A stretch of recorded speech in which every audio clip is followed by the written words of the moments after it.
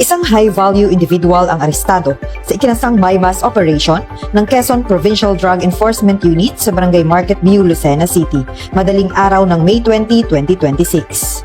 Kinilala ang sospek na si alias Isidro, 51 years old at residente ng Barangay Market View, Lucena City.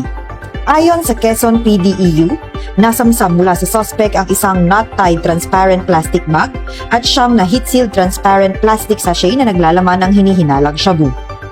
May kabuuang timbang itong humigit kumulang 140 gramo at tinatayang nagkakahalaga ng 952,000 pesos batay sa PIDEA Standard Drug Price at street value na 2,856,000 pesos.